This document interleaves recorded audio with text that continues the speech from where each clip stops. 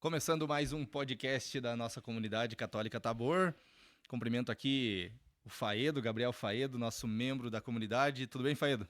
E aí, Tocha, tudo bem? Tudo certo. Pronto por mais uma? Opa, bora. Então vamos lá. E hoje nós temos aqui o influencer católico, pregador, missionário, Tiago Dutra. Tudo bem, Tiagão? Tudo bem, minha gente? Tudo bem, Eve? Tudo bem, Gabriel? Uma alegria estar aqui no Comunidade Católica Tabor Podcast. Deus abençoe todo mundo aí. O Tiago já tinha conhecimento há muito tempo já. Eu até fui para um congresso da Gerados. Você estava lá, eu acho que você conduziu um momento de espiritualidade. Foi. E agora nos encontramos aqui nesta quinta-feira com a gente aí na comunidade Tabor. Como é que começa a tua história de salvação, Tiagão? Berço católico, não? O meu berço foi católico, né? Meus pais sempre foram católicos e me criaram na fé católica. Mas a minha história, ela é uma história atípica, né? Porque minha mãe biológica, eu tenho uma mãe biológica que ficou grávida de mim se prostituindo. Os 9 meses que ela ficou comigo, ela não me queria, né? Tanto que ela, quando eu fui adotado, ela falou no processo de adoção: não quero ficar com ele porque ele não foi feito por amor, ele foi feito por dinheiro. Então, os 9 meses que a minha mãe biológica ficou comigo, ela não me quis, assim. Ela só não me tirou, né? Não interrompeu minha vida no ventre dela porque Deus não queria. E ela também, acho que o próprio Deus colocou no coração dela o desejo o medo de tirar a criança, né? Aquele temor. E as consequências disso depois, que são muito grandes, né? É uma consequência de uma mulher que interrompe a vida de um filho, são pro resto da vida, até que Jesus toque aquela ferida ali. Ainda é um processo ainda dolorido. E aí, então, a minha mãe biológica é uma mulher que era abusada sexualmente pelo próprio pai. O meu avô biológico abusava sexualmente da minha mãe biológica. E aí, quando ela ficou grávida de mim, me teve, a minha avó biológica não queria que ela ficasse comigo em casa. Então, o que ela faz? Ela começa a me dar calmante para dormir. E aí eu tomo calmante ali nos primeiros 20 dias de vida. Ela, percebendo que não tinha como ficar comigo, tendo que dormir comigo na rua, ela fala pro meu médico, que já tinha conhecimento que a minha família biológica não tinha condição de cuidar de mim, porque ela tinha ficado grávida de um senhor de 60 anos de idade, que já não tinha nem condições físicas de trabalhar como um jovem de 20, 30, 40. Então o médico fica sabendo disso e conhece os meus pais, que é o Mário e a Bia, né? São os meus pais, seu Mário e Dona Bia. E os meus pais faziam 10 anos que estavam tentando engravidar e não conseguiam, porque minha mãe era de uma cidadezinha pequena de Minas, morava em Ribeirão Preto, que é a minha cidade, que é a cidade onde eu praticamente tô desde 20 dias de vida. Não nasci lá, mas tô desde os 20 dias, né? Então minha mãe é de uma cidade pequenininha, ela sentia muita dor no estômago, tratava a dor como gastrite. E aí ela sentia muita dor e tal, e aí falaram, gastrite e tal. Só que quando ela casou, ela percebeu que não engravidava. E ela tinha um problema nas trompas. Então ela teve que retirar as trompas e tal. E aí ela chega pro padre da paróquia, o padre Nelson, que foi quem me batizou na paróquia São Pedro, e fala, padre, ó, nós estamos aí 10 anos tentando engravidar, o que a gente faz? Aí ela falou do desejo de fazer na época, a inseminação artificial, né? E aí o padre explica todo o que a igreja ensina a respeito dos métodos antinaturais, né? E fala, mas você tem a sua consciência, né? O padre não impôs, mas explicou o que a igreja falava. E minha mãe decidiu que não, mas só que meu pai tinha um desejo muito grande de ser pai e minha mãe de ser mãe. Então meu pai fala para Jesus no sacrário que ele queria ser pai. Ele foi lá na igreja de São Pedro, meu pai de uma família muito católica, né? E meu pai chega na igreja de São Pedro, fala com Jesus que queria ser pai. E aí logo em seguida o médico liga pro meu pai e fala que tinha uma criança com 20 dias de nascido que precisava de uma família. Então eu fui adotado da brasileira, né? Que é aquilo que a criança é adotada, não tem um processo de adoção. Hoje não pode mais, mas na época foi assim. Era muito comum, né? Era muito comum. Eu lembro que lá na nossa família também nós temos 3 primos adotados. Um deles eu era pequenininho, eu tava lá ainda sentadinho com meus tios. E aí chegou uma enfermeira. Olha, acabou de nascer ali, ó. O senhor quer? Falou pro meu tio. Meu tio falou, vamos conversar. Será que a gente quer? Falou com a minha tia. E aí minha mãe falou, se você não pegar, eu pego.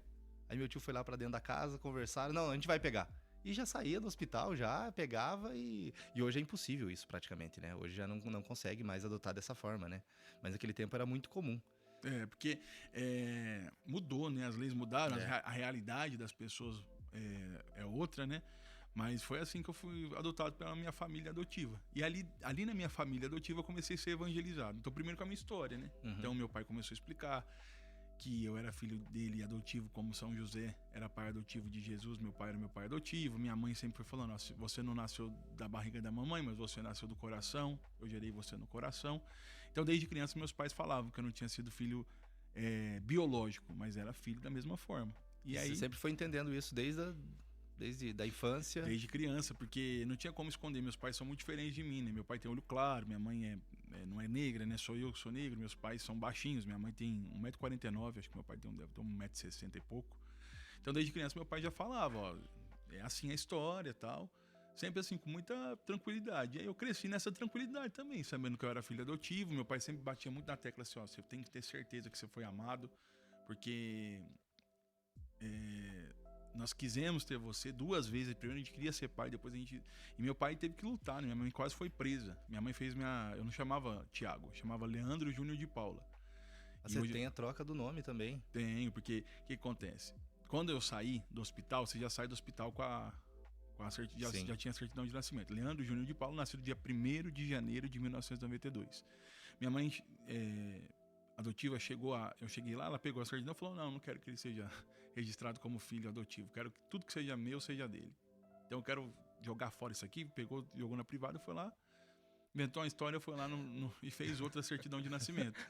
Com o nome Tiago com H, né? Tiago Dutra Silva, nascido dia 28 de janeiro de 92. Aí descobriram, minha mãe quase foi presa. Aí quando minha mãe quase foi presa, ela procurou um advogado, o advogado falou, ó, devolve esse menino aí que só vai te dar problema. Ela não se contentou, foi procurar outra advogada.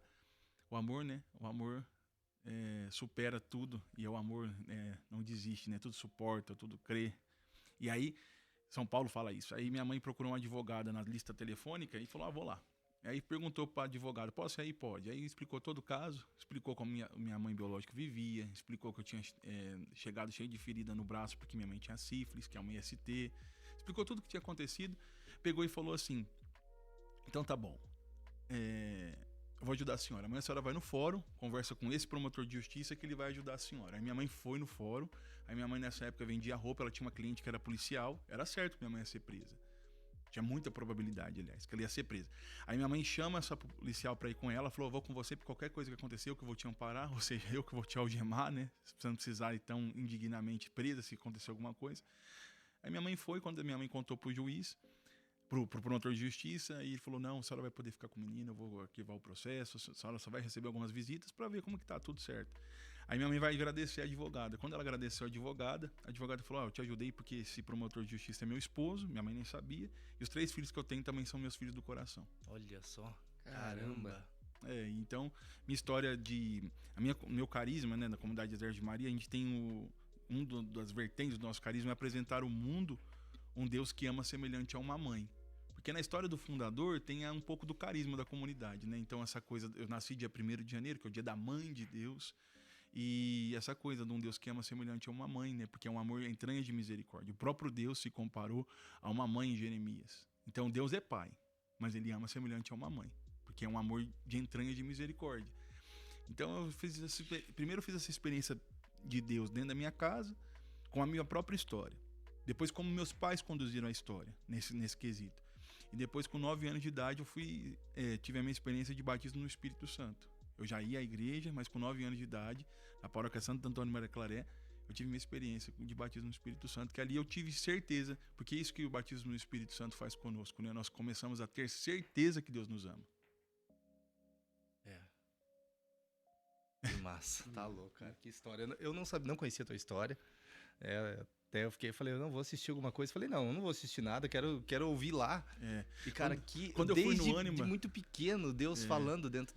Foi, porque quando eu era criança, eu percebi assim que tinha algo diferente comigo. Não era só a questão a questão da história em si, mas eu sentia Jesus me chamando, sabe? Eu sentia o chamado de Deus, as coisas de Deus me atraíam muito, muito. As coisas de Deus, as coisas da igreja.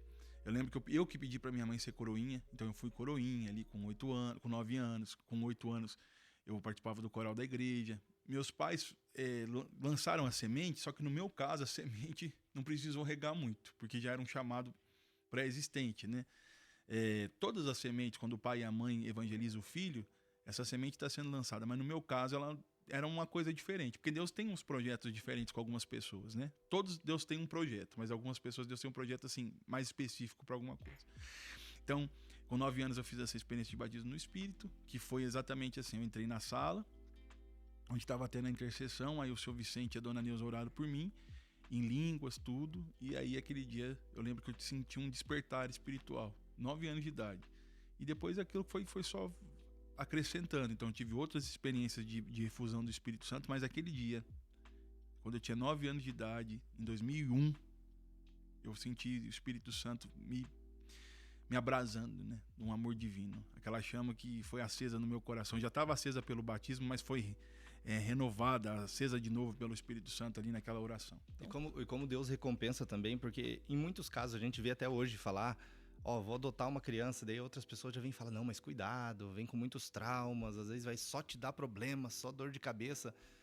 Na nossa família a gente tem, né, um caso, né, muito tranquilo, os casos que tem. E aqui a gente vê na nossa frente um caso que o pai e a mãe não precisou nem regar muito na fé, né? Então, como as famílias às vezes têm que tirar esse bloqueio que tem da adoção. Ah, vai vir com trauma, vai vir com trauma. Você vai trabalhar na vida do filho, né? E às vezes nem vai precisar trabalhar muito, como no teu caso, né? Eu acho que tudo parte do pai ser pai e da mãe ser mãe. Assim, o que acontece? Um grande erro que eu percebo na adoção é os pais terem medo de corrigir os filhos, porque olha o filho como um coitadinho. Uhum. Ah, coitado, já sofreu tanto, né? Vou ter medo de educar, vou ter medo de ser firme. E meu pai nunca teve. Minha mãe também não, mas meu pai nunca teve. Meu pai nunca me tratou como um coitado.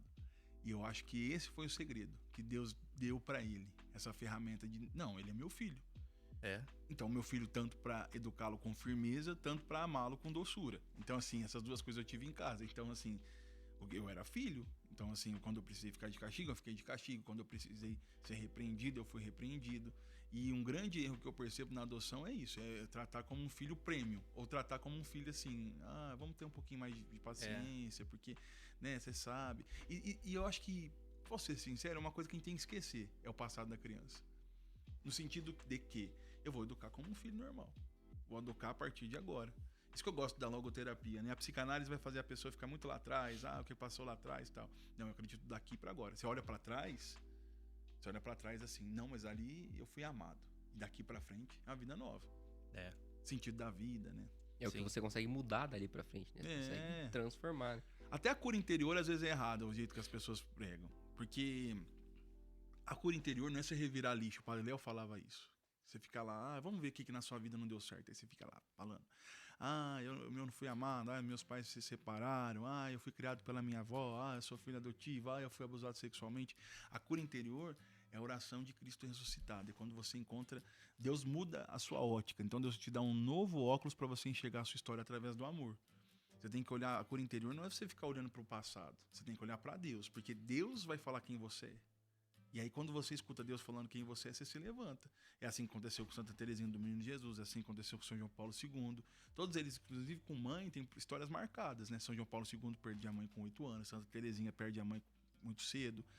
Só que o que eles fizeram? Eles ressignificaram a história deles. E a cura interior é a santidade, né? Então a gente está nessa luta, a cura interior de ser santo, de ser parecido com Jesus. Agora, se você ficar revirando lixo, se vitimizando, aquilo vai fazer muito mal para você. E nós temos muitos casos hoje, né? O jovem, o adolescente, muito vítima, né? Sim. Eu até às vezes falo, tem que tirar o sapatinho de quando tinha 3 anos. Pô, mas é porque aconteceu, porque meu pai, porque... Chega! Cresceu, né? Vamos olhar para daqui para frente. Você teve encontro com Jesus no próprio Evangelho, né? Nós vemos Jesus olhando a história da pessoa daqui para frente, né? E não daqui para trás, né? Ficar remoendo todas as vezes, que foi o caso talvez de Judas, né? Ele não quis olhar o que tinha ainda para frente para corrigir, né? Mas quis olhar para trás o que ele tinha feito de errado. Então isso é um problema também. Você em algum momento procurou sua mãe biológica nesse tempo? Procurei. Quando eu tinha 28 anos. Aí eu senti no coração, uma vez na comunhão, de procurar a minha mãe. Porque eu tinha um padre, que inclusive os meninos do Metanoia conhecem, o padre Rafael, da comunidade Providência Santíssima. Ele falou assim pra mim, seria importante ser uma hora pra eu conhecer. Por quê? Porque ele é filho adotivo também. Aí eu falei, será? Eu nunca tinha desejo, porque meus pais supriram toda a necessidade materna e paterna. De família, tudo, né? Eu não tenho irmãos adotivos, né? Mas eu tenho minha família, tenho os meus primos, eu tenho uma prima minha como se fosse uma irmã. E aí eu falei, nossa, mas será? Aí um dia a gente estava com um projeto de começar a trabalhar com crianças, contraturno. Então começar a fazer o contraturno de as crianças que estudam de manhã ficam com a gente à tarde, que estudam de tarde ficam com a gente de manhã. A gente une a evangelização e o trabalho social, né? De dar assistência, reforço escolar, alimentação. Aí eu ia começar esse trabalho e eu fui comungar e Jesus me deu essa inspiração, que eu precisava lá falar com a minha mãe no sentido de liberá-la. No sentido de falar assim, você pode ser livre. Você pode ser feliz a partir de agora. E eu fui pregar em São José do Rio Pardo, que é a cidade onde eu nasci. Minha família era de uma cidadezinha pequena do lado, só que eu nasci em São José do Rio Pardo. Eu fui lá, a gente entrou em contato, o Felipe, que é da minha comunidade, entrou em contato, falou com ela, e eu fui lá antes de pregar. E aí ela me contou tudo isso. Aí ela falou que só tinha certeza que eu era realmente filho de quem ela tinha falado, porque ela me viu que parecia com ele. Aí ela me contou a questão do calmante, ela me contou a questão de que minha avó não queria que eu ficasse lá na casa, ela me contou a questão do abuso sexual, ela mesma contou, e a irmã dela, né, contou assim, meu pai abusava da gente e tal, e era muito ruim. Então eu fui lá e aí eu falei, ela falou pra mim, né, todo dia 1º de janeiro era o pior dia da minha vida, porque eu lembrava que eu tinha te entregado. Eu falei, não, mas a partir de agora, seu 1º de janeiro vai ser o melhor dia da tua vida, porque eu sou grato pelo que você fez por mim. De ter me dado a vida, né? Olha só. E aí a vida seguiu. Também ficou sabendo que você foi lá? Você contou antes? Eu conversei com ela antes, conversei com meu pai antes, conversei com um padre amigo meu antes, padre Bernardo. Ele falou, veja bem e tal, entendeu o meu lado, expliquei pra ele. Meu pai na hora falou assim, não, até eu vou lá uma hora conhecer. Mas a gente sabe que é um ser humano, né? Às vezes fica com ciúme, que eu brinco, né? Quem pagou o NAN, quem pagou a Pampers foram eles, né? Quem ficou sem dormir. Então, assim... E ela tava em que estado? E você fala de saúde? Ela tava... Essa é uma situação bem precária financeiramente, assim, não tinha muito recurso, eu percebi. Não era bem precária, mas assim, tinha pouco recurso financeiro. E você vê uma pessoa sofrida, né? Uma pessoa que sofreu com a vida, que os seus próprios erros e os erros dos outros vão ferindo, e a pessoa ainda não encontrou Jesus. Então, minha oração hoje é que Jesus... seja o salvador dela, que a história dela seja ressignificada em Jesus, que Jesus cure as feridas da alma dela. Eu tenho essa missão também de orar, né? Quando eu fui lá no AnimaCast, o Bertaldo falou pra mim, você tem uma missão de orar pelas duas famílias, você tem 2 DNAs, né? Um DNA espiritual e um DNA genético. Eu falei, pois é. Então, assim, a minha missão é pedir para que essa história de maldição se transforme em história de salvação. Eu tenho certeza que Jesus vai fazer isso, porque a palavra Sagrada Escritura diz, né? Crê no Senhor Jesus, será salvo tu e tua casa. Então é isso que Jesus vai fazer, eu tenho certeza. O que ele vai fazer, como ele vai fazer, eu não sei, mas ele vai fazer. Ele vai dar um jeito, né? Vai dar um jeito. E depois desse batismo no Espírito com 9 anos? Aí, com 9 anos, eu vivi essa experiência, foi muito forte, e eu já tive uma evidência, né? Porque às vezes o batismo no Espírito ele pode vir com evidências ou não. E com 9 anos eu tive a evidência de orar em línguas. Então eu já orava em línguas pelas pessoas, eu gostava de brincar de orar pelas pessoas, brincava de orar.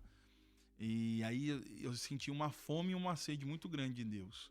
Uma fome e uma sede muito grande da palavra de Deus, de duas coisas, de Deus enquanto sacramentos, a própria igreja e também das manifestações carismáticas. Então quando eu defendo na internet as manifestações carismáticas é porque é algo meu mesmo, não é defendendo um lado ou uma bandeira, é defendendo uma experiência verdadeira, né?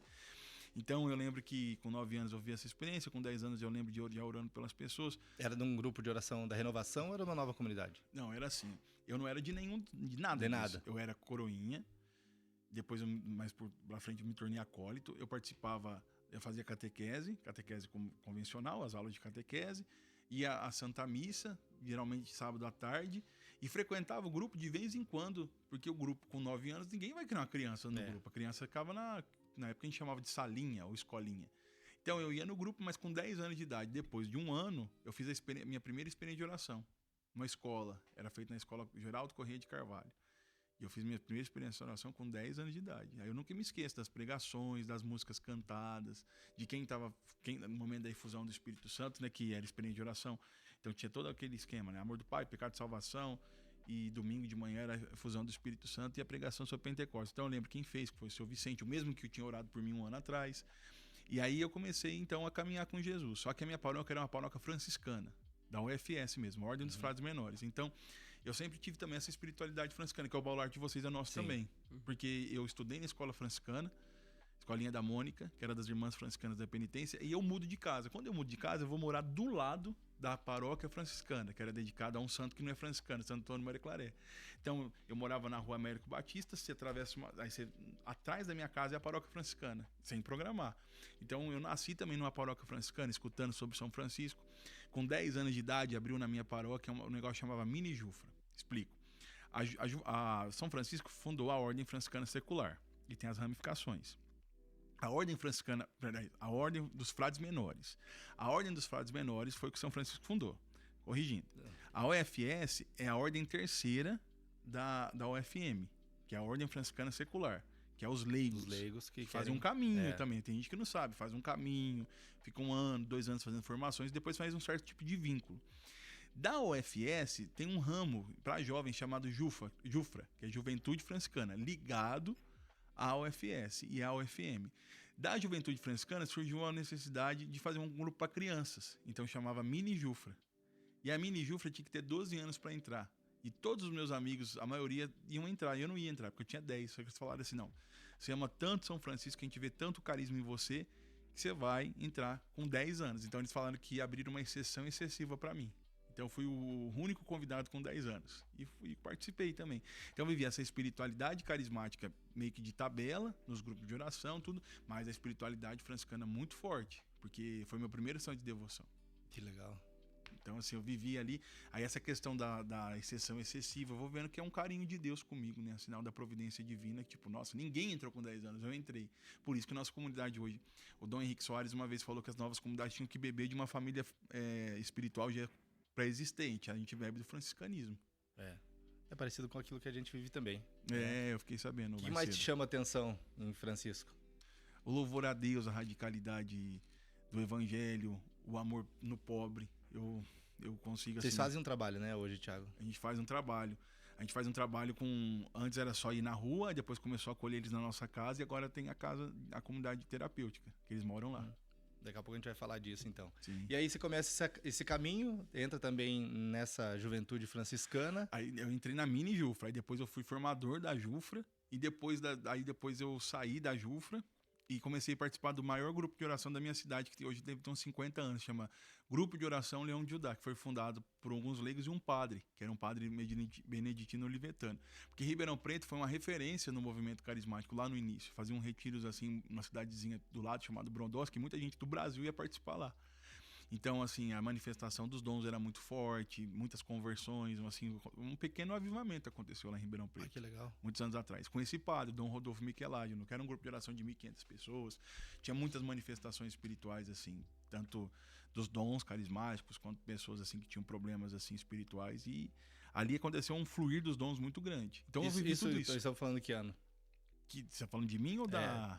Nesse tempo que você estava entrando nesse grupo de oração. Esse grupo eu entrei em 2008. 2008. E ainda era forte esse grupo. Era, na época que hoje todos os grupos de oração estão vivendo uma realidade assim de a participação diminuir e tal, no Brasil inteiro. Mas na época ainda era muito forte, mas não era como no começo, né? Porque o começo era muitas manifestações carismáticas. O que você acha que se deve a essa saída, esse esvaziamento dentro dos grupos? Quer que eu te fale a verdade?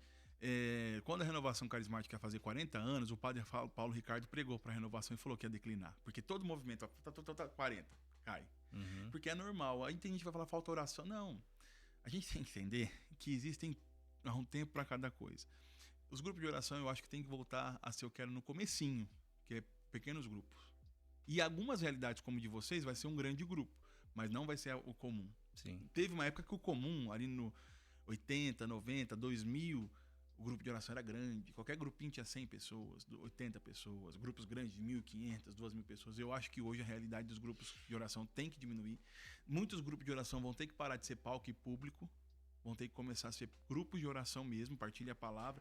Engraçado, esse negócio de carismático é tão forte como minha missão, que eu sou um dos únicos na internet lá dessa galera que faz influência digital, comissionário digital, que defendo, tipo assim, os dons são reais.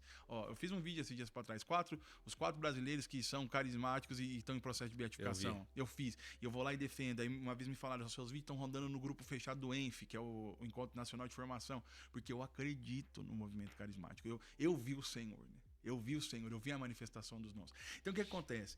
Eu acho que os grupos talvez... Aí tão forte que eu saí da academia, estava treinando, e eu olhei um livro assim, na rua. Eu até fiz um story. Como participar de um grupo carismático, do Padre Alírio. Achei na rua, como era com um grupo pequeno, assim.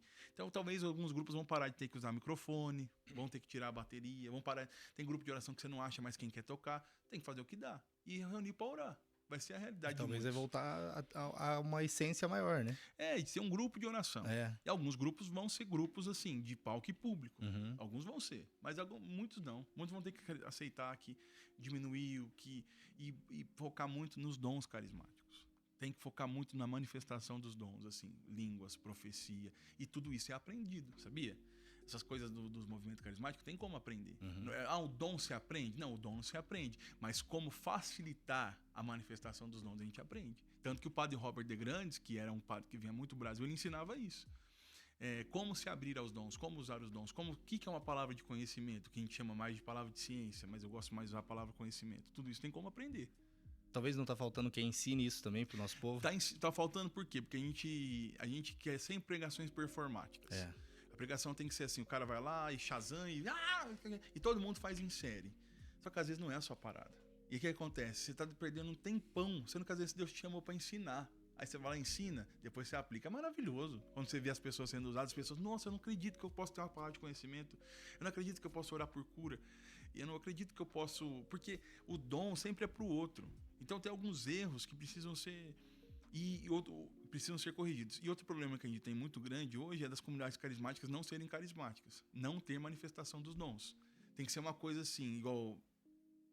não é que tem que ter, mas tem que ser habitual a manifestação dos carismas. E na maioria não é. Na maioria tem um estilo carismático, né? O sabor carismático, né? Aquela coisa assim, ora em línguas, prega alto, ora alto, grita, tem repouso, mas falta o que? A manifestação dos dons. Palavras, os dons de revelação. São 3 classes de dons, né? Dom de fala, revelação e poder. Falta essas coisas, né? Esses ensinos básicos. Não foi tirado também um pouco da liberdade dentro dos grupos, talvez? Do grupo de Colocado oração. uma caixinha, ó, é isso aqui, ó. Começa assim, tem animação, é assim. Vai até aqui, né? Até aqui, e aí acabou. Tem a falta de liberdade e o excesso de liberdade. Explico. A falta de liberdade seria esse engessamento, né? Que o pessoal critica muito e tal. Que se preocupar muito com a formação e tem pouca prática. Mas ao mesmo tempo também tem lugares que tem muita liberdade espiritual e pouca escuta de Deus. Então às vezes você vai lá, a pessoa grita 1 hora. O povo canta, dança, rodapeia, tá. E a manifestação dos carismas? Tem 9. A pessoa nunca viu um carismático, nunca viu uma palavra de conhecimento, não sabe como funciona, não sabe o que é como ministrar cura, nunca viu o discernimento dos espíritos, nunca viu uma interpretação em línguas, nem sabe o que é interpretação de línguas. É por isso que essa galera sai do movimento carismático e vira tradicionalista e fala, isso aí não vira nada. Isso né? Tudo chifre, porque nunca viu. Porque quando você vê, meu amigo, a manifestação carismática mesmo é muito difícil você voltar atrás. Principalmente na evangelização. Então você chega num lugar e vai orar por uma pessoa com os dons carismáticos. Aí a pessoa é formada para isso, é preparada para isso, e ela vai lá e vai usar a manifestação dos dons carismáticos para orar pelas pessoas. É diferente do que quando a pessoa simplesmente vai lá, sou carismático, e acha que o carismático é só aquela coisa de pular, de dançar. Isso é o menos, assim, é uma parte, né? Mas assim, o carismático... Talvez ficamos mais na estética do que no interior, muito, a fundo do que é clero, mesmo, né? Até no clero tem mais a estética né? do que... Porque tem padre que às vezes gosta da estética, mas não gosta da manifestação dos dons. Sim. Porque você tem que colocar a cara a tapa. É. E eu aprendi com a Emir da Shalom que a manifestação dos dons, dos carismas, é um ato de amor. E sempre amar é um risco. É. Então você tem que Você correr pode o quebrar risco. a cara, pode Por errar. isso, até a forma de você falar errada, as pessoas não explicam. Por exemplo, vocês tiveram aqui o Fernando Nascimento. O Fernando conhece o Encounter Ministry, que é uma escola de cura nos Estados Unidos. Eu nem sei se aquele frei que veio tem alguma ligação com eles. Eu acredito que tem, que eu acho que ele já pregou lá no Encounter. É uma escola, eu não lembro que estado nos Estados Unidos, que é uma escola de cura. Então o cara passa 2, 3 anos lá estudando sobre cura. Inclusive tem um frei brasileiro que está lá. Então assim, você passa 3, 4 anos estudando, acho que 2, 3 anos ou 3, 4 anos. Passa um bom período estudando sobre isso, como ministrar cura. O padre Matias, que é o padre que fundou essa escola, que é como se fosse uma comunidade que presta um serviço para isso, ele foi o padre que idealizou, que teve a inspiração, né? Idealizou no Espírito Santo essa escola, a ideia veio do Espírito Santo. E aí ele ensina, ele a equipe inteira, a Mary Healing, não sei se vocês já ouviram falar. Já. Então, Ele queria trazer ela esse ano ou ano que vem para uma conferência com a gente aqui. Que é amiga do Randy Clark, que é um... Bom, que eu já estive com os dois, né? Inclusive o Randy já orou por mim várias vezes. Então, assim, eu acredito muito, muito, muito nisso. Acredito real, assim. Hoje aqui no Brasil, quem é referência de carismático mesmo para ensinar os dons? Quem seria um nome? Ou 2 nomes, 3 nomes que você tem hoje que você sabe? Não vou ser falso. Eu tenho bastante preparo para isso. Minha comunidade, o Felipe está sempre comigo, a gente tem bastante preparo para isso, que é uma coisa que a gente lê e relê, escuta e reescuta. Padre Douglas Pinheiro. Já esteve conosco. Incrível. Fomenta muito isso também, né? Muito, ele fala muito sobre isso. E uma coisa interessante, quando ele veio aqui com nós, Thiago, ele pegou e falou assim, vamos fazer no final aqui, era 3 dias de formação. No final, nós estávamos umas 300 pessoas. A gente vai orar e manifestar os dons, mas eu não quero bateria, não quero nada de música, não. A gente vai sustentar na oração mesmo. E aí a gente começou na oração, e é muito mais incrível mesmo, porque você vê que não é a música que tá fazendo, não é a bateria que tá fazendo você orar, você tá orando porque realmente o Espírito Santo está ali, navegando naquele lugar, e daí, lá no meio ele falou, não, agora vem alguém só pra cantar aqui, só uma voz aqui, aí ninguém queria ir, todo mundo ficou com medo aí, não, agora não quero mais ir não, tô com medo. Daí ele falou, só pode vir aqui uma voz agora pra cantar, mas isso aqui, esse abrir os dons, e aí no final ele... Atrapalha, viu, eu falar pra vocês, assim, muito barulho atrapalha o fluir. Eu falar a verdade pra vocês, ao contrário do Acho que teve um lugar que ele foi que ele falou, não, vocês não estão orando, vocês são histéricos. Ele falou alguma coisa assim numa comunidade que ele foi, falou, para com a bateria. Eu não vou falar o nome da comunidade, não sei onde que é. Ele falou, não para foi aí. ele que falou, foi a Ana. Foi a Ana que tá com ele. Foi a Ana. O Padre Douglas é uma linha carismática genuína. O Zé Eduardo já é outra linha. É outra linha, né? É outra linha. E até o Padre Douglas tem uma explicação sobre isso. Existem 2 tipos de... Tipo assim, o Padre Douglas é mais ligado ao pentecostalismo clássico. Tipo assim, aquela coisa é diferente. Agora o padre José Eduardo é mais dessa linha de carismaticidade, assim. Então ele conheceu, por exemplo, o Padre Robert de Grandes, como eu também conheci a Maria Gabriela lá de São Paulo. Ela, quem mais? Tem o padre, sabe um cara que talvez conheça bastante disso, o Marlon Múcio, é um carismático raiz. Agora, muita gente desanimou, né? Desistiu. Agora a galera raiz, eu falo assim, tinha que ter podcast uns 40 anos atrás. Já pensou você entrevista a tia Laura? Nossa. Já pensou você pega e faz um podcast com o Zé Pretinho, que morreu? Você faz uma entrevista com o padre... E falar muito do Zé Pretinho. Ele era aqui do Paraná, ele era muito amigo do Ironi. Do Ironi. O Ironi falava muito do Zé Pretinho. Você pega um podcast e leva por exemplo... Tem um padre de Cubatão, esqueci o nome dele, Padre Primo Baltazar. Já ouvi falar sobre ele. Padre Primo Baltazar. Eu acho lindo, eu fico impressionado quando Deus me usa, porque eu sei que não sou eu não tenho capacidade para isso. Então eu acho assim a coisa mais linda, Deus usar a gente assim. E aí a gente pensa assim, Deus usa os santos? Não, Deus nos usa e eu acho que ele, de certa forma, fala, tá vendo, eu tô te usando, então seja santo. É o contrário, entendeu? E pode ser que Deus nos use e a gente não seja salvo, porque ele falou. Isso é bíblico, tá no Evangelho. Aquele grande dia, vocês falarão, expulsei demônios em teu nome, falei em novas línguas, né, curei os enfermos. Ele fala, não te conheço. Quem que vai mentir diante do rei? Ninguém vai mentir diante da verdade. A pessoa realmente fez aquilo, só que não estava. Então assim, pode correr esse risco, entendeu? E pode ser que usar os dons, esse uso dos dons seja uma via que Deus está usando para tentar santificar aquela alma, entendeu? Então é muito louco. Agora, na Igreja Católica, tem uma história. A Mary Healing tem um livro que chama Cura pela Misericórdia Divina, que eu aconselho vocês lerem se vocês gostam disso. E você que está em casa, chama Cura pela Misericórdia de Deus. No Brasil, quem editou foi a Canção Nova. Quase ninguém conhece o livro. Eu comprei 2 para não ter o erro de perder um, que eu sou TDAH e esqueci o outro. Como que é o nome? A cura como expressão ou extensão da misericórdia de Deus. Tá pela editora Canção Nova. Eu nem sei se tá editando ainda, mas vale muito a pena ler. E nesse livro a Mary Healing, que é católica, doutora em Sagrada Escritura, inclusive que o Papa Francisco a elegeu para fazer parte do dicastério para o batismo, para o santo batismo. Ou seja, ela tem um cargo dentro, uma carismática tem um cargo dentro da igreja, né? Quem acha que carismático é só bater palma e dançar, é algo muito mais sério. E aí ela escreveu um livro e lá ela conta por que os dons se esfriaram em toda a história da igreja. Então, tipo assim, a manifestação explosiva dos dons, Pentecostes e igreja primitiva, depois foi se esfriando. Ela também explica por que a igreja começou a ter essa ideia de quem tem dons é santo. Porque, às vezes, o homem, a mulher, tem um grande dom de evangelizar, mas não significa que ele seja santo. Ele está se santificando ainda. Tem essa coisa, né? A pessoa foi usada, levantou alguém da cadeira de rodas, que é um dom, uma manifestação do dom de cura muito visível, mas não significa que aquela pessoa é santa, mas ela foi usada por Deus. Mas como que Deus vai usar uma pessoa suja? Deus usa uma mula. Deus usou uma mula para falar com Balaão, entendeu? E às vezes a pessoa acaba se refreando das duas formas, né? Porque ela pode achar que, eu não sou santa, então não posso usar esse dom, ou também a pessoa pode usar o dom e acabar se perdendo em cima daquele dom, né? Achando que é bom demais pra estar fazendo aquilo, né? Eu oro muito por cura. Eu aprendi com um líder meu dos Estados Unidos, né? Com uma pessoa que eu tenho referência. Ele falou assim, quando eu oro por uma pessoa e ela é curada, eu glorifico a Deus, porque foi Deus que fez através de mim. Quando eu oro para uma pessoa e ela não é curada, eu glorifico a Deus, porque para mim é humildade. É. Então é muito errado essa coisa que as pessoas têm muito no Brasil. Chama o fulano de tal, o tal pregador de tal lugar vai vir aqui e se ele vai ser curado. Se fulano orar com você, você vai ser curado. Isso é incerto. Por quê? Porque é um falso ensino dos dons. Deus pode curar no meio da missa, Deus pode curar no meio da homilia, Deus pode curar num grupo de oração da comunidade católica Tabor. Deus pode curar através do atendimento de oração que vocês podem fazer, ou não sei se já fazem. Deus pode curar e cura. Só que a ideia da cura, da libertação, da manifestação dos dons, a gente tem que entender que está lá na teologia do batismo. Nós somos batizados, nós somos templos do Espírito Santo. Existe o sacerdócio de todos os santos, existe o sacerdócio ministerial de todos os santos. Então todo o batizado pode orar pelos enfermos. Só que é diferente do padre. O padre vai orar pelos enfermos e às vezes vai ministrar o sacramento da unção dos enfermos. O leigo pode orar, mas não é o sacramento. Né? Eu lembrei agora você falando disso.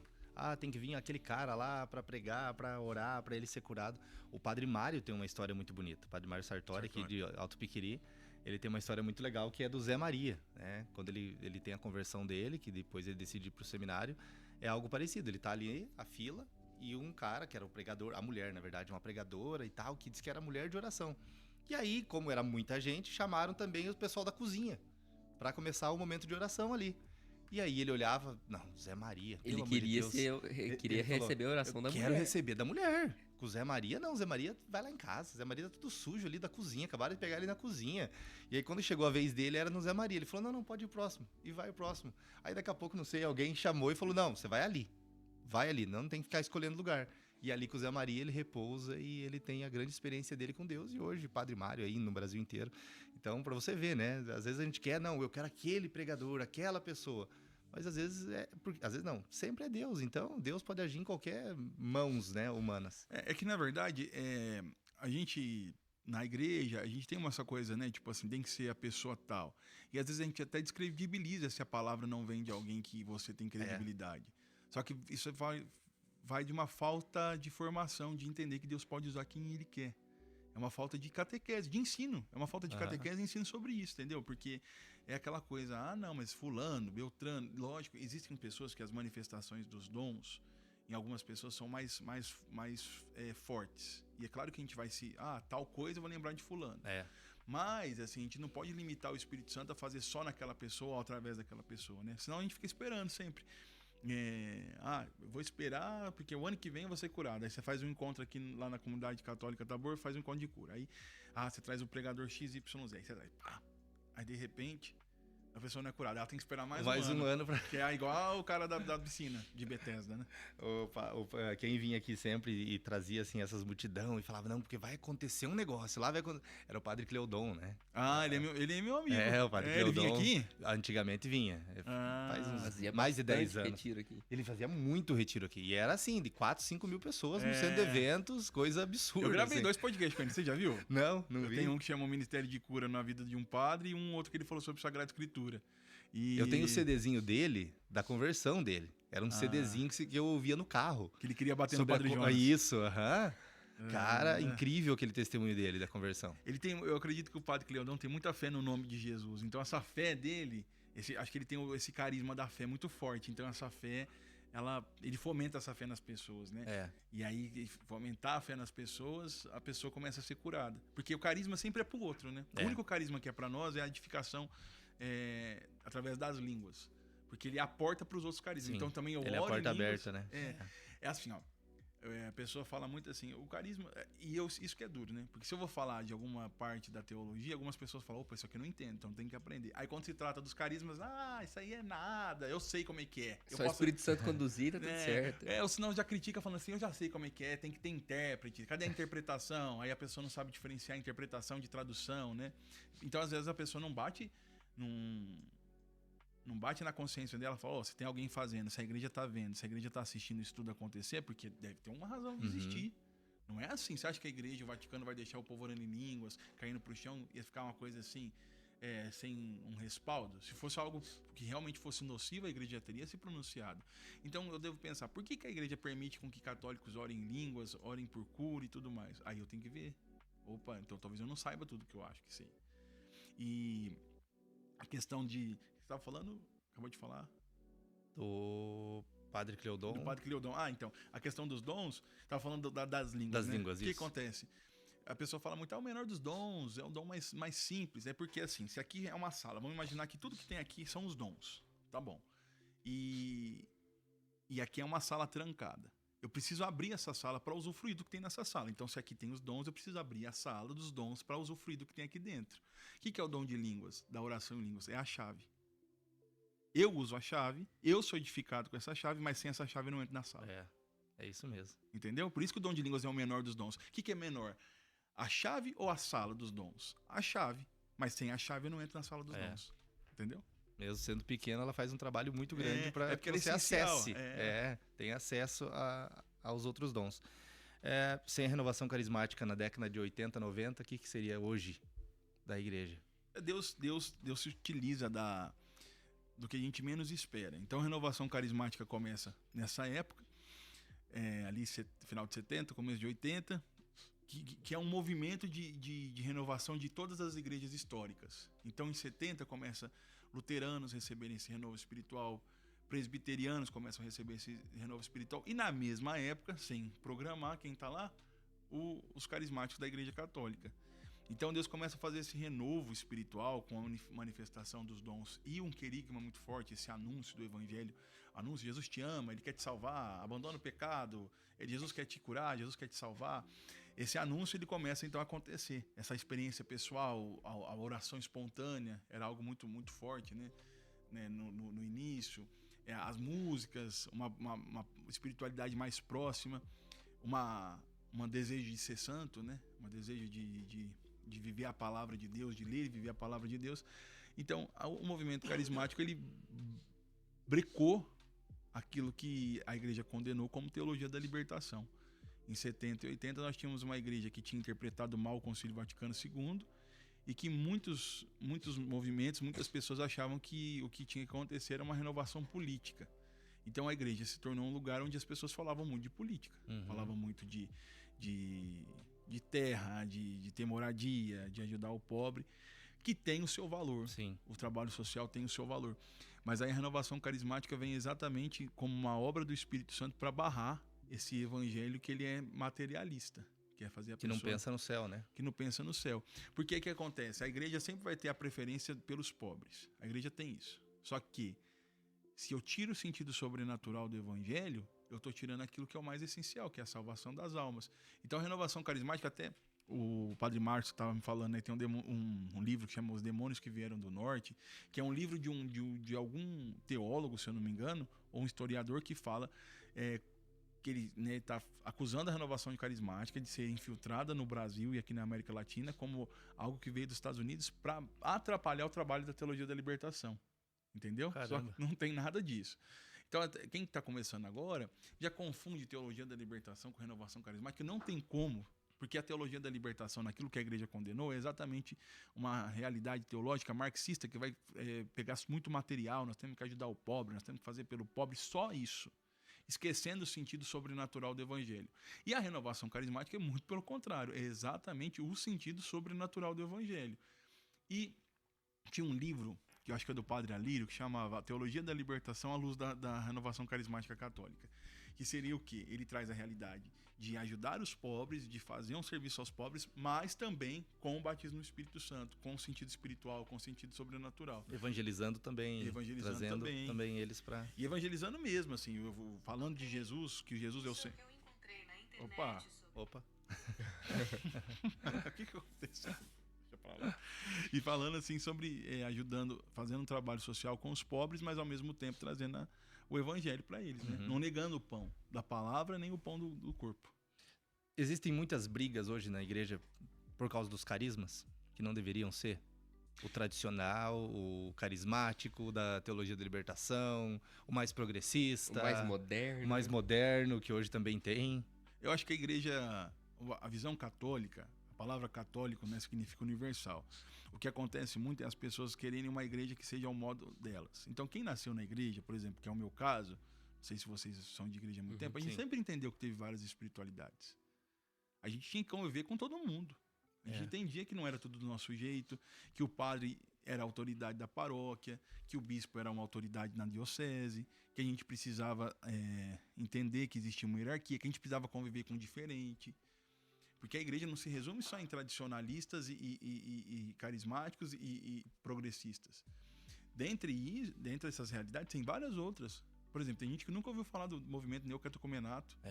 Tem gente que não conhece. Aí vê o povo dançando. Isso é ETL. Não, isso é carismático. Não é nenhum nem outro. Tem gente que nunca ouviu falar dos focolares. Que é da Chiara Lubick. Nunca ouviu falar.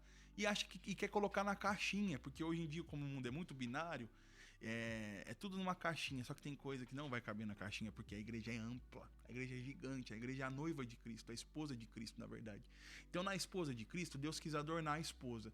Cada pedrinha é um ornamento da esposa. Cada carisma, cada frente de evangelização, cada missão, cada vida é uma realidade. Existem coisas que não faz parte do adorno, que é erro, né? Mas existem coisas que a gente acha que é erro e não é.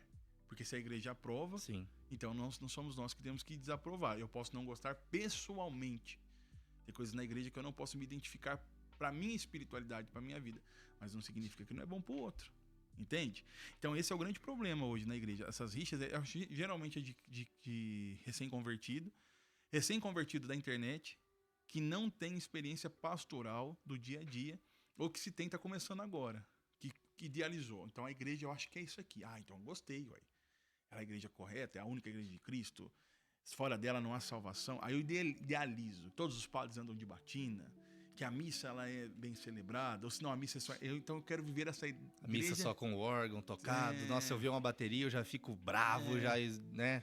É porque, na verdade, não sabe que a igreja é ampla. E não sabe que a gente tem que viver com os irmãos. E a gente vai ter que conviver com pessoas que talvez a gente não goste, não se identifique. Mas só que a igreja é isso. Um padre amigo meu fala, a igreja é uma grande arca de Noé. Tem tudo quanto é bicho. E o legal de tudo isso também é que essa pluralidade de carismas, de dons, alcança várias pessoas diferentes. Então, muitas pessoas vão ser alcançadas pelo Tabor, muitas pessoas vão ser alcançadas pelo Exército de Maria, muitas pessoas vão ser alcançadas pelo tradicional, muitas pessoas vão ser alcançadas por vários lugares diferentes, né? Tem um livro de Sertilhães que ele fala que, em alguns casos, Deus usa como se fosse uma pirâmide, que existem vários carismas diferentes, vários lugares diferentes, que quanto mais se aproximam de Deus, mais pro topo da pirâmide eles estão. Então eles começam a encontrar características que são parecidas para se encontrar no topo que tá lá em cima. Então quanto mais na base tiver, mais distante é um do outro, mas não quer dizer que eles estão fora da pirâmide, né? E a Babel, lembra de Babel, que é a Torre de Babel, que ninguém se entendia. Sim. A igreja não pode ser a Torre de Babel, a igreja tem que ser Pentecostes. Então cada um em Babel sua espiritualidade, falava a sua língua e ninguém se entendia. Em Pentecostes, cada um falava a sua língua materna e todos se entendiam. Então, assim, trazer a língua materna como uma realidade espiritual, como um carisma, como uma roupagem católica, cristã. E a gente vive a unidade. Agora, se eu quero que toda a igreja seja uniforme, eu estou esquecendo que a unidade é diferente de uniformidade. Unidade é cada um traz a sua realidade. O céu é lindo, né? O céu tem os focolarinos, os taborianos, os do Exército de Maria, os xalomitas, os cancionovoeiros, os carismáticos, os tradicionais, são xalomitas, os carmelitas, tem Opus Dei. Tem os Opus Dei, tem os paroquianos, que também é uma forma de salvação, porque tem gente que não tem carisma específico. Acho que esses aí são talvez quase a maioria da igreja, né? A maioria da igreja. Os paroquianos que estão ali, que eles nem sabem de focolares, de tabor, eles não sabem, eles só querem participar da missa, talvez uma pastoral, da catequese. Isso é que a igreja, o que chamam de carisma, de vocação genérica, né? O que é a vocação genérica? Geral, para todos. A vocação específica é aqueles que são chamados a ser de um movimento, de uma comunidade, de uma família espiritual, seja uma ordem religiosa, uma congregação. E vai ter todo mundo lá. Mas nós, carismáticos e da nova comunidade, vamos estar fazendo um louvorzinho, né? Com certeza, né? Eu acho que, na verdade, vai ser um concerto que todo mundo vai se entender. Cada um cantando o seu... Vai ter o órgão e a bateria junto lá. Tudo meio junto. E não vai ficar ruim. E não vai ficar ruim. Alguns mais em silêncio, né? Alguns mais tranquilos. Ou mesclar, né? Já pensou os que ficam mais silêncio, ficam mais efusivos. Também, né? Ficam mais efusivos. Vocês lá, vocês oraram bastante lá na Terra Carismática, que vocês vão ficar mais silêncio. Porque existem coisas na igreja que são para todos. Existem coisas na igreja que dependem. Entende? Tem uma frase, né? Como é que é? No que diz respeito... tipo assim, alguma coisa, unidade, em tudo... caridade. Aí no final fala, em tudo caridade. Então tem coisas que são para todos, Sim. tem coisas que são para alguns, e em tudo caridade. Só que a gente tem que conviver com o diferente, pô. Se a gente não conseguir conviver Mas com o falta o diferente... entendimento hoje, né? Principalmente no mundo da internet, você que tá evangelizando muito lá falta esse entendimento de que a igreja é uma grande arca de Noé mesmo. E falta muito vida real, né? Uhum. Falta muito vida real, assim. Eu, por exemplo, teve uma polêmica agora envolvendo umas pessoas, né? E o povo me perguntando, você não vai falar disso? Eu falei, não vou. Primeiro porque eu não me sinto chamado a falar esse tipo de coisa. Tem gente que fala lá, quer falar, fala. Cada um é cada um. E depois que eu tô com um monte de coisa pra fazer lá, tem os acolitos, tô reformando lá uma chácara, então não tô tendo muito tempo pra falar disso. Vou falar de outras coisas, entendeu? Mas respeito também aquela pessoa que tem aquele chamado pra falar daquilo.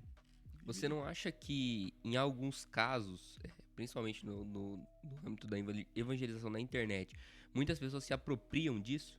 Desse extremismo? Então eu sei que se eu puxar bem pro lado tradicional, eu sei que se eu puxar bem pro lado do carismático, eu vou alcançar mais gente, eu vou conseguir mais alcance, eu vou alcançar mais visibilidade em si. A polarização, né? Que tá na política também e tá em todos os bem, lugares. né? Eu acho que existem pessoas que fazem isso sem má intenção e tem pessoas que fazem para se aproveitar. Não posso generalizar, jogar todo mundo no mesmo barco, né? Mas eu acho que tem pessoas que querem assumir uma roupagem e falar, não, eu sou isso. Porque eu sei que se eu for assim, eu vou conquistar esse tipo de pessoa, e se eu conquistar esse tipo de pessoa, eu terei esse benefício, que nem sempre é financeiro, terei esse reconhecimento. Agora, se for de coração, eu acho que tá valendo. Agora, tem isso também. As pessoas que se apropriam, você é mais vou falar mal de Paulo na missa, vou falar mal de carismático, de oração em línguas, vou dar risada de coisas carismáticas, vou ficar fazendo piada de espiritualidade carismática. Eu sei que isso vai me dar engajamento. Vou falar mal dos tradicionalistas também, sem considerar nenhum ponto. Eu, por exemplo, às vezes escuto a homilia do BP, que é o Instituto Bom Pastor, e vejo beleza naquilo, entendeu? Então, assim, tem gente que não, eu tenho que ser desse clube, Só que a Igreja Católica, infelizmente, Deus vai te forçar na Santa Igreja a sair desse murinho, né? Desse lugarzinho. Tem sim. E aqui, agora fechando parênteses, depois na tua adolescência, como é que foi a tua caminhada? Nossa, aí nós demos uma volta. A gente deu toda uma volta. Né? Então, aí na minha adolescência foi quando eu conheci a Leão de Judá. E aí da Leão de Judá, eu... A Leão de Judá era o quê? O grupo de oração Leão de Judá. Que tinha uma comunidade de aliança também, que nasceu desse grupo. Tem ainda? Tem. Só que não tá ligado ao grupo mais. Pra lá é muito natural, né? Natural comunidades, né? Na minha cidade, não. Não? Na minha cidade tem o que nasceu na minha? Tortos Tus, Leão de Judá, Discípulos da Ressurreição. Você vê, já tem 3, né? É que pra nós aqui é bem antinatural. Né? Nós somos solitários aqui. Então. E não só aqui, né? Na região, né? No Paraná não é muito comum, né? Se nasce em movimento. Entendi. Não tem muitas novas comunidades. Novas comunidades, não. É uma realidade bem nova aqui. Entendi. Então, e aí depois eu comecei a frequentar o grupo de oração Leão de Judá, e dali eu comecei a sentir o desejo do quê? Que aí entra o carisma da minha comunidade, que é ser um sinal da misericórdia divina, viver, né, esse sinal dessa misericórdia de Deus, esse Deus que ama como uma mãe, e também ser um sinal do Cristo que vai ao encontro. Porque eu comecei a sentir muito incômodo espiritual de Jesus me chamando para ir para fora da igreja, em 2012. Então 2012 foi quando eu comecei a sentir esse ímpeto já tinha começado em 2010, em 2012 eu fui obrigado a sair e começar a rezar o cenáculo mariano nas casas, que é o cenáculo do movimento sacerdotal mariano, vocês conhecem? Não. Do livrão azul, certeza que não. Do livrão azul, sim. Um livrão azul. Eu tenho ele. Que lá é o movimento sacerdotal mariano. Então eu rezava o cenáculo nas casas, que consiste em rezar o terço mariano e depois fazer a consagração à Nossa Senhora. Então eu comecei a fazer isso nas casas, que eu senti o desejo de não ficar esperando na igreja as pessoas virem. 2 coisas que me moviam. Primeiro, 3 coisas. A oração comunitária, em comum ser constante. Então eu achava lindo olhar a Canção Nova e ver que, tipo assim, um dia, sei lá, aparecia uma dificuldade na comunidade, eles reuniam na capela e pediam por aquilo. Eu achava isso aqui o máximo. A oração ser no ritmo da vida, que é algo da Canção Nova muito forte. Depois, eu achava lindo também o negócio de não ficar esperando. Ou não ficar fazendo só aquilo.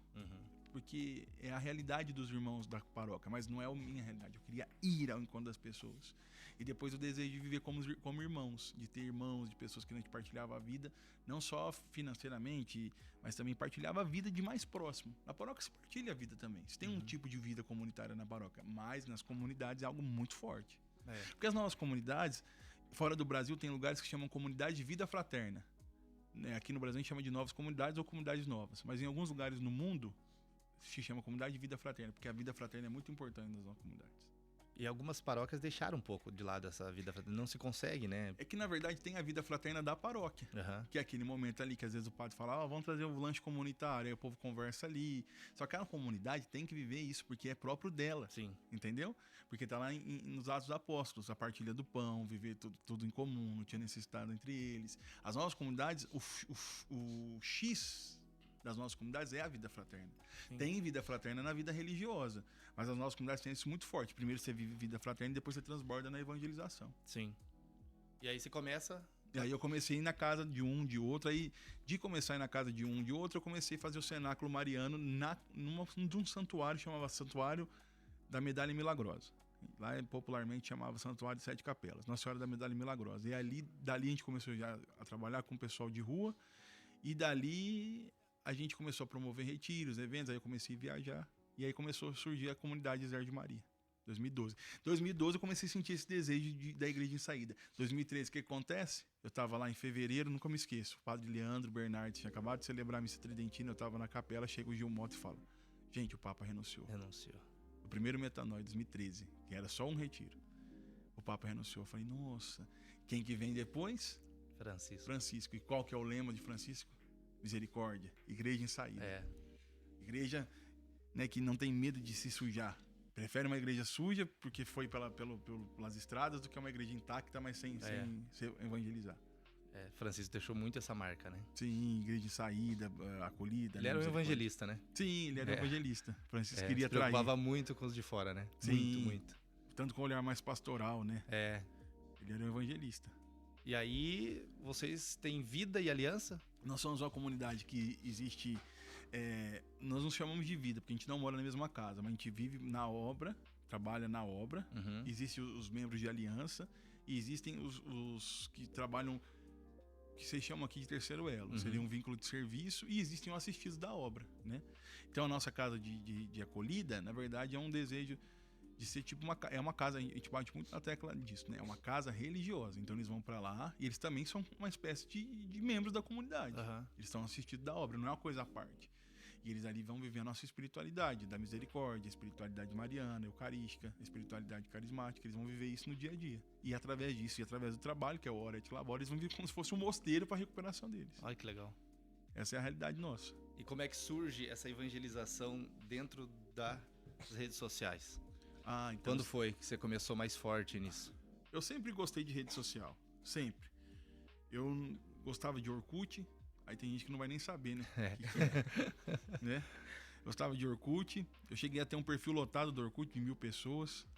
Eu lembro de gente daquela época que hoje eu conheço, da igreja, tudo.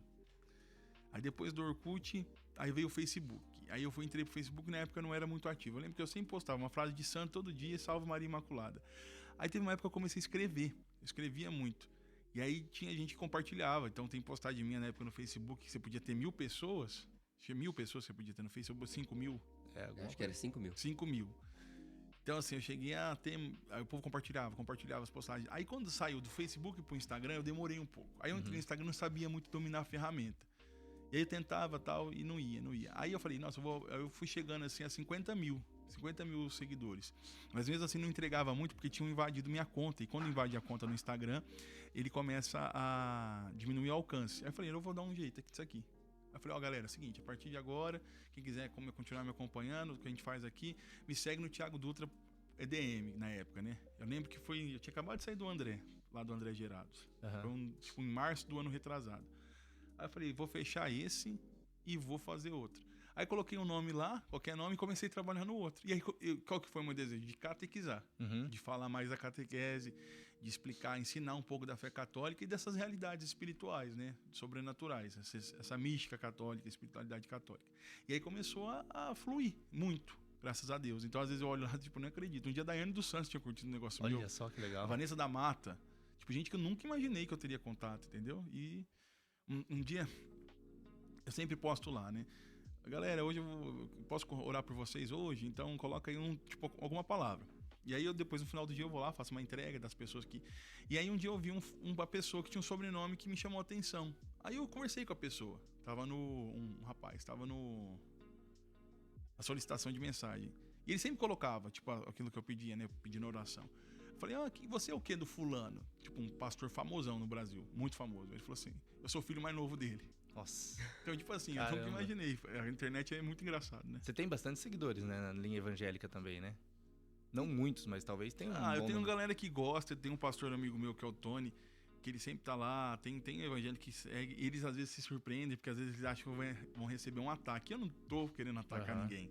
Eu vou falar do que a igreja ensina, né? Sim. Mas assim, eu não tenho muita paciência de ficar querendo nós contra eles. Eu não sou dessa vibe. Eu vou ensinar, reconheço os erros, assim, só que eu entendo que ele não é meu inimigo. O inimigo é o protestantismo, o protestante não. Então, eu às vezes converso, tem um cara que, quando eu falo assim, faça essa oração, isso é uma chamada forte, né? Mas às vezes eu coloco lá, faça essa oração pra tal coisa. Ele fala, nossa, a mandiga é boa, hein? Falei, vou fazer por você. Ele é luterano. Aí ele dá risada, fala, você é gente boa. Fala, pois é nóis. Tem um rapaz que é o Ricardo, que é evangélico, às vezes eu faço rifa lá pra evangelização, ele colabora, às vezes rifa de imagem, ele sabe que não vai querer imagem, mas ele colabora, fala, pra ajudar a missão. Olha tal. só. Tem um pastor, o Jonathan, que ele é advogado, ele não é pastor. Eu acho que ele é filho de pastor, ele é um advogado que inclusive ele fala sobre direito religioso, sobre... Não é liberdade de expressão. Intolerância religiosa. E ele tem até um São Miguel grandão no escritório dele, e ele é assembleano, e a gente toca ideia, ele pede oração. Então eu tenho, assim, porque eles entendem, esses entendem que eu não faço um trabalho de ataque. Agora eu acho que tem um trabalho de ataque também na internet. Aí tem gente que gosta, né? Sim. Eu não curto tanto. E foi assim que o pastor Anderson Silva chegou? Foi porque eu tinha feito um react dele falando do Padre Marlon. Aí quando eu fiz, a gente entrou em contato. Aí ele entrou em contato, a gente se conectou. Foi. Ele falou, vamos conversar e tal. E a gente trocou ideia. Foi assim que eu conheci ele. Que legal. E eu já conhecia, né, o pastor Anderson Silva de outras Eu conhecia realidades. também de algum tempo. Agora, lógico, ficou mais conhecido no nosso meio, com toda essa questão que... Até ele falando de uma maneira bonita, né? De Nossa Senhora, da né? Nossa Senhora, da fé católica, de muita coisa. A gente tem expectativas humanas, né? Só que tem coisas que Deus vai fazer no tempo dele. E às vezes não vai fazer como eu quero, do jeito que eu quero, né? Então a gente tem que esperar e rezar. E entregar o livro do Scott Hahn lá, Todos os Caminhos levam a Roma, entrega pra ele, deixa meio assim de ladinho. Mas eu acho que ele tá lendo, viu? Eu Ele acho tá que lendo? o padre José Eduardo indicou pra ele a obra do Scott Hahn, porque é extensa, né, a obra. Mas é muito bom. Só que eu não sei, cara, tem coisa que eu acho que falta graça. É Deus que vai dar a graça. Tem coisa que não adianta, a gente faz a nossa parte, que é importante a gente fazer, que é necessária, mas tem coisa que Deus vai fazer o resto. Não dá pra forçar, né? Não dá pra querer empurrar. Não, mesmo porque cansa, né? Deus do céu, cara, não, tá louco. Vamos tentar, aí você tenta, vamos manipular. Não, cara, não tem o tempo dele. Thiago, muito legal bater esse papo aqui com você. Eu queria fazer um bate-bola final aqui. Uma palavra que define sua missão. Misericórdia. O maior desafio de evangelizar hoje.